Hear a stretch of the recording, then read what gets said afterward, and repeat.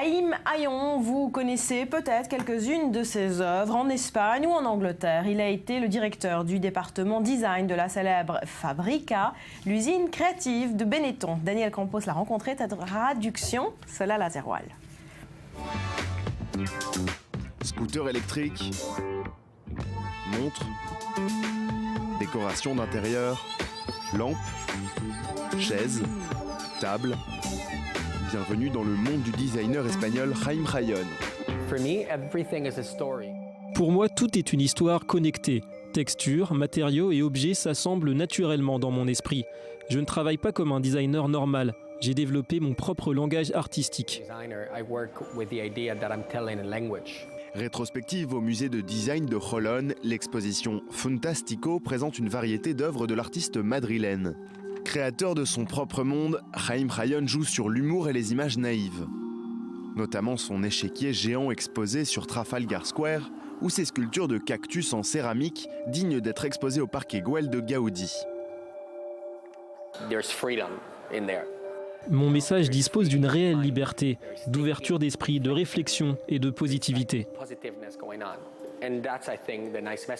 Mais dans l'univers compétitif du design, comment Haïm Hayon peut-il être pris au sérieux avec une approche artistique si colorée, presque naïve?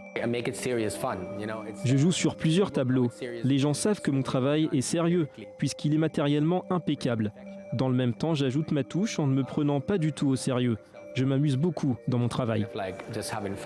Derrière les apparences physiques, les designs de Haïm Hayon sont aussi reconnus pour leur utilité. Baccarat, Liadro, Magis et Fritz Hansen ont tous utilisé le travail du designer. Haïm Hayon croit sincèrement qu'il est plus qu'un designer, un véritable artiste. Son travail est-il de l'art? Peut-il être de l'art puisqu'il travaille pour des industriels qui reproduisent ses designs en grande quantité?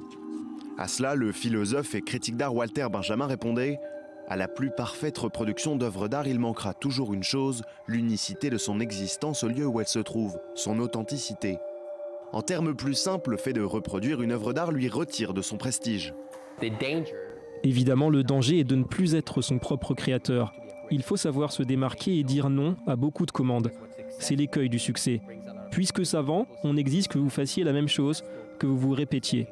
Là est sans doute son secret pour rester frais, original et pertinent. Il faut continuer à produire des œuvres que vous n'avez jamais vues avant. En trouvant votre authenticité, vous trouverez votre objectif. Je fais comme ma mère, on s'appelle.